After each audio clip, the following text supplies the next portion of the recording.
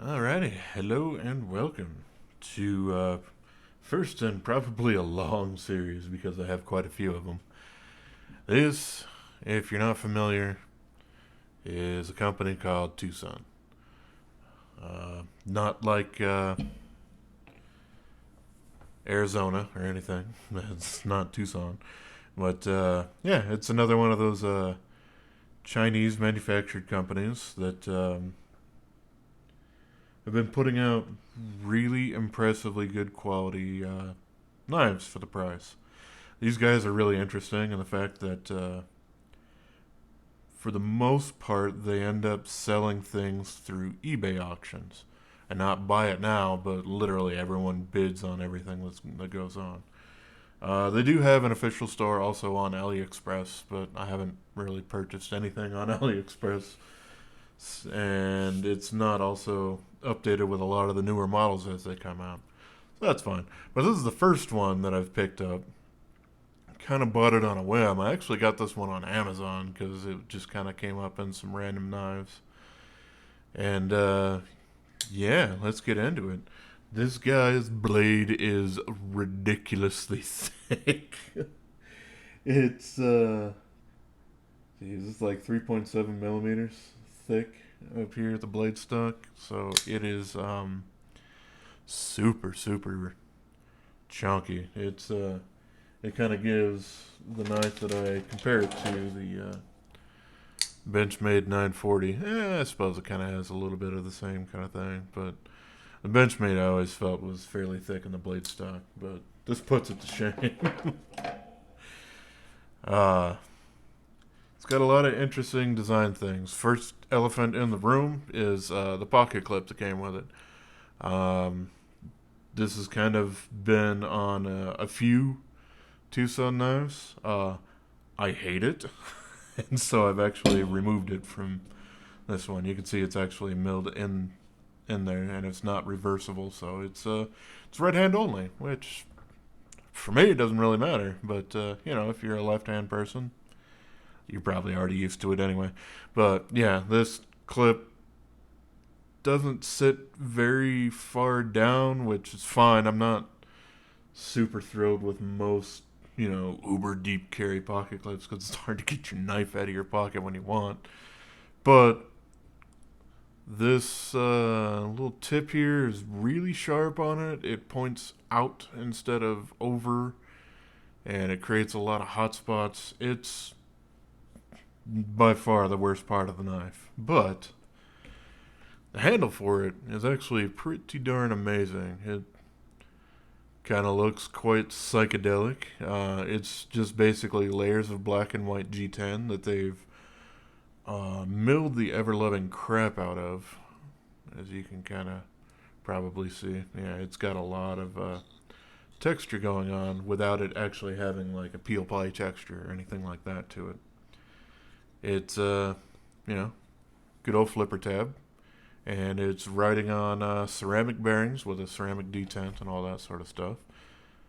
And yeah, this thing just fires out there. It's pretty impressive. Nice liner lock. There is where the detent ball is. So once you get over that, then yeah, it just drops shut. Buttery smooth. It's also got a crenellated G10 backspacer that also has a little lanyard hole, which I don't really care. I mean, it's generally, if you got a knife this large, I don't quite understand why a lanyard hole would make any sense. If you're rocking one of the much smaller knife than where you might not be able to get a four finger purchase, then yeah, having a lanyard makes sense. But hell, this knife is like 3.8 inches in blade length alone. So having a lanyard, I guess maybe if you had it shoved in a pack, might make it a little easier to pull out. I don't know. It's just kind of traditional for everything to have a lanyard hole, so everything does. Yeah, so the action's pretty great on it. It's a little heavy. It's 143 grams, but that's also because the handle thickness is like 0.66 of an inch, so it's over that half-inch line that a lot of knives strive to be, which makes it fairly comfortable for my larger mitts, which is great. You can see kind of it's got a lot of little grooves or whatever you'd call it, and the one furthest back is actually quite a bit deeper than the rest. Apparently, that's designed for if you wanted to buy some of those Teridium, those little radioactive glowing vial things. You can actually fit them on there and still be able to close and operate the knife and everything, and have these magical radiation things. I don't really think anybody's really going to worry about it.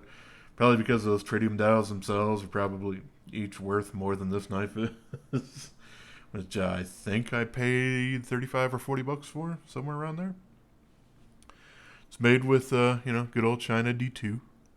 And TwoSun does a pretty good job of treating that. You can see I've actually got a little bit of cardboard schmutz on it from me cutting stuff earlier.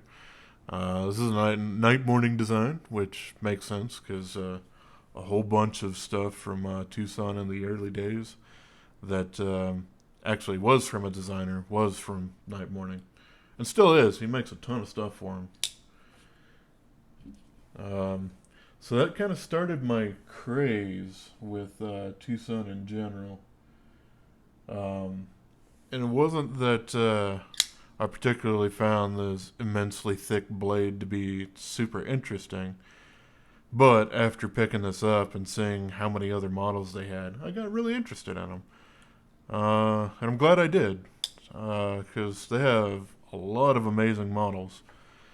And the construction on these guys are just top notch. This guy is a little bit out of center, and that's obviously my fault, because I've certainly taken this thing apart and not recentered it correctly when I put it back together, because, well, I was lazy. There's no other reason, and I can fix it fairly easily. But yeah, I appreciate this guy for what he did for getting me into all the rest of the TwoSun stuff that we seem to have laying around here. It's just an awesome time.